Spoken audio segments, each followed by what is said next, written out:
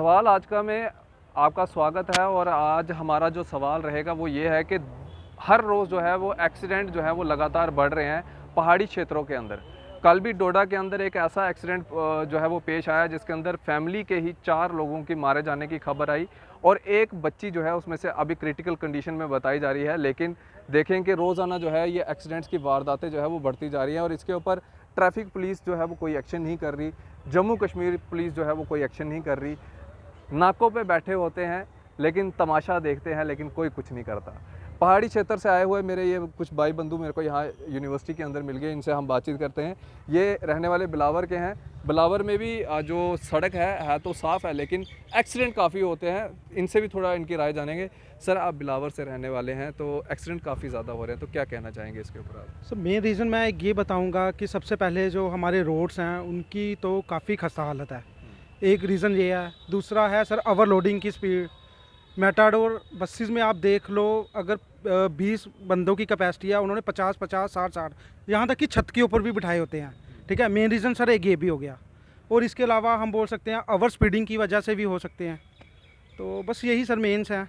ये इन सब पे सुधार अगर एडमिनिस्ट्रेशन कर ले, ठीक है, टाइम टू टाइम चेकिंग करे, गाड़ियों को चेक करे, यहाँ तो ओवर स्पीडिंग है जिनके उनके चालान कटने चाहिए, तो फिर शायद थोड़े एक्सीडेंट जो है कम हो सकते हैं। ये ट्रैफिक पुलिस वाले जो हैं दिखते तो हैं सड़कों के ऊपर, सिर्फ फोटोग्राफरी करते हैं, रोकते नहीं हैं, पूछते नहीं हैं, गाड़ी सीज नहीं करते हैं, तो इसके ऊपर कुछ एक्शन होना चाहिए उनके ऊपर। नहीं नहीं, बिल्कुल सर, ये तो मेन बात आपने बोलने ही वाला था, मैं आपने बोल दी। बट ये है कि ये अंदर ही बैठे रहते हैं, ना ही दिखते हैं, ये सिर्फ चालान कटते टाइम दिखेंगे आपको। ठीक है, ट्रैफिक रूल्स के बारे में कुछ नहीं समझ से बाहर होंगे ये। ठीक है, सामने नहीं खड़े होते, कभी दिखाई नहीं देंगे आपको ये लोग, सिर्फ फोटो खींचेंगे। सिर्फ फोटो ही खींचेंगे बस सर। ये एक और शख्स हैं, इनसे भी बातचीत करते हैं। भैया, आप कहाँ के हैं? मैं भी कठुआ से हूँ। कठुआ से हाँ हो? जी सर। ये एक्सीडेंट रोज़ाना बढ़ रहे हैं, चाहे डिस्ट्रिक्ट कठुआ हो, डोडा हो, किश्तवाड़, भद्रवाह, कोई भी इलाका हो, हर जगह एक्सीडेंट बढ़ रहे हैं और कई लोगों की जानें जा रही हैं। और आंकड़े ये कहते हैं कि एक्सीडेंट से ज़्यादा जानें जा रही हैं, आतंकवाद से कम जानें जा रही हैं, तो क्या कहना चाहेंगे इसके ऊपर? एक्सीडेंट का मेन कारण तो ये है कि ओवर स्पीडिंग करते हैं आजकल जो हैं, जैसे हमारा यूथ है तो वो ओवर स्पीडिंग करते हैं। बेशक उनका लाइसेंस नहीं होगा, वो चीज़ नहीं होगा, पर वो क्या करते हैं, ड्राइव कर रहे हैं। ड्राइव करने से क्या होगा कि वो ओवर स्पीड करेंगे, उनको रूल्स रेगुलेशन का कुछ पता नहीं है। और ज़्यादा देखा जाता है बसेस में, मेटाडोर्स में, या फिर कोई हमारे ट्रक लोड कैरियर हैं तो वो ओवरलोड हो जाते हैं। ओवरलोड होने के कारण क्या रहता है कि उनके जो एक्सीडेंट के चांसेस क्या होते हैं, ज़्यादा हो जाते हैं।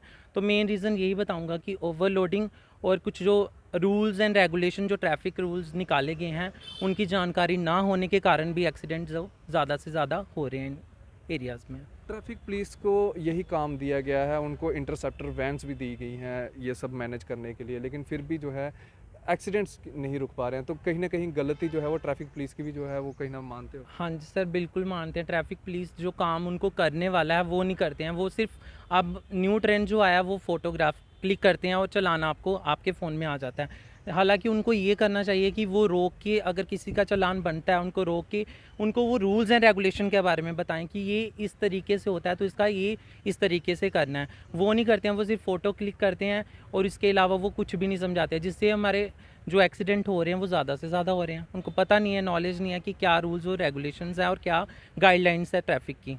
हायर अथॉरिटी से क्या अपील करना चाहेंगे आप? मैं यही अथॉरिटी से यही अपील करूंगा कि ज़्यादा से ज़्यादा इसकी तरफ फोकस किया जाए। जो traffic rules and regulations advisory है जो वो लोगों तक पहुंचाई जाए, ना कि उनके चालान इस तरीके से काटे जाए कि उनको वो फ़ोन में मिले।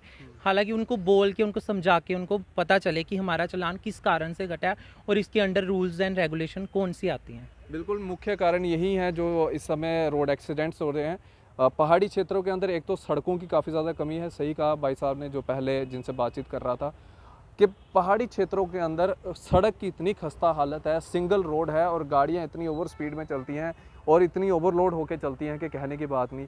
इतने नाके क्रॉस करके आती हैं लेकिन कोई भी नाके पे बैठा हुआ शख्स जो है इनको कोई कुछ नहीं कहेगा। कहते हैं ना, दूर से तमाशा देखते हैं, सिर्फ दूर से तमाशा देखेंगे।